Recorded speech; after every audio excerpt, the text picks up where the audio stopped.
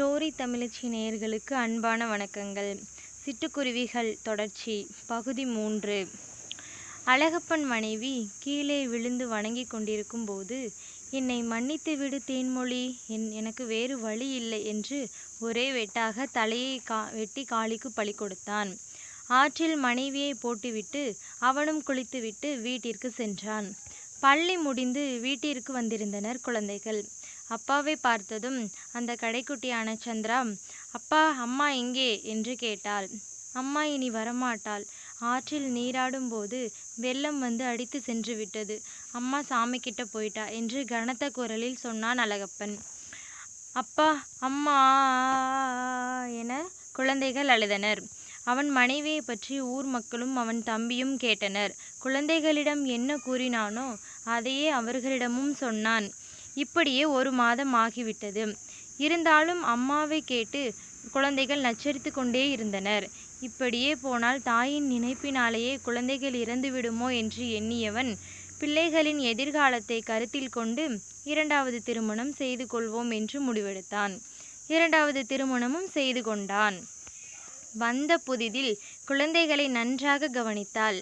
அதை பார்த்ததும் அழகப்பனுக்கு சற்று நிம்மதியாக இருந்தது. கண்மணி, இங்கே வாமா என்று அழைத்தான்.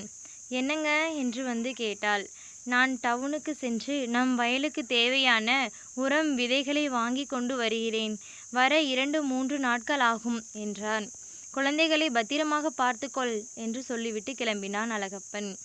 கண்மணிக்கு ஒரு ஆண் குழந்தை இருந்தது. அவன் இருந்தவரை அனைத்து குழந்தைகளையும் நம் குழந்தைகள் போல் பார்த்து கொண்டிருந்த கண்மணி, அவன் சென்றதும் வீட்டில் சமைப்பதை 5 குழந்தைகளுக்கும் அரை வயிற்று கஞ்சியும் 1/4 வயிற்று கஞ்சியுமாக ஊற்றினாள். ஒரு சில நேரங்களில் பட்டினியும் போடுவாள். தின்பண்டங்கள் கேட்டால் அதெல்லாம் கிடையாது, எங்கேயாவது போய் தொலைங்க சனியன்களை என்று திட்டுவாள். அதில் 2வது குழந்தையாகிய ராணி, சித்தி பசிக்குது, சாப்பிட ஏதாவது இருந்தால் கொடுங்கள் என்று கேட்டாள். முதலில் வீட்டு வேலையெல்லாம் முடித்துவிட்டு ஆடு மாடுகளை மேய்த்துவிட்டு வா, அப்புறம் பார்ப்போம் என்றாள். ஆடுகளை மலைக்கு ஓட்டி சென்றனர் 5 பேரும். அதில் மூத்தவள் பெயர் கவிதா. தங்கை பசியுடன் இருப்பதை கண்டு வருந்தினாள். அவளுக்கு ஒரு எண்ணம் தோன்றியது. கொட்டாங்குச்சியை எடுத்து அதில் ஆட்டுப்பாலை கறந்து பாலை கொழுந்தை ஒடுத்தி அதில் விட்டு சிறிது நேரம் வெயிலில் பாறையில் வைத்தால் அது திரண்டு வெந்த சீம்பால் போல் ஆகிவிடும். அதை எடுத்து தங்கைகளுக்கு சாப்பிட கொடுத்தாள். அதை அவர்கள் சாப்பிட்டு பசியாறினர். எத்தனை நேரம்தான் நாம் இதை சாப்பிட்டு உயிர் வாழ்வது? நம்ம அப்பா வாங்கி தருவதை நமக்கு பங்கு கொடுக்க வேண்டுமல்லவா? இன்னைக்கு போய் 2இல் 1 பார்ப்போம் என்று ஆடுகளை ஓட்டி கொண்டு வீட்டிற்கு சென்றனர். வீட்டில் சித்தி குழந்தைக்கு சாப்பாடு ஊட்டி கொண்டிருந்தாள். சித்தி, எங்களுக்கு பசிக்கிறது, சாப்பாடு போடுங்கள் என்றனர்.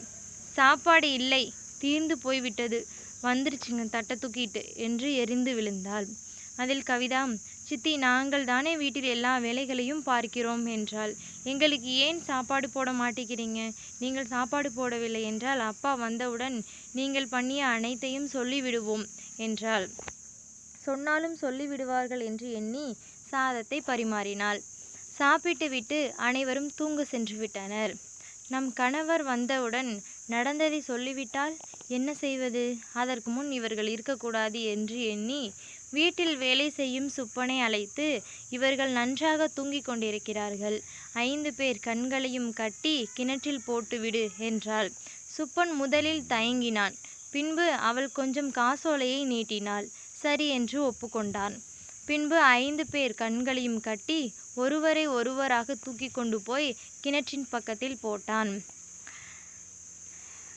அந்த குழந்தைங்க வந்து கிணத்துக்குள்ளார அவன் சுப்பம் போட்டானா போடவில்லையா அப்படின்னு நீங்கள் தெரிஞ்சுக்கணுன்னு ஆசையாக இருக்கா? அப்போனா பார்ட் 4 பகுதி 4 வரும் வரை காத்திருக்கவும். அந்த இதில் நான் உங்களுக்கு எல்லாம் சொல்கிறேன்.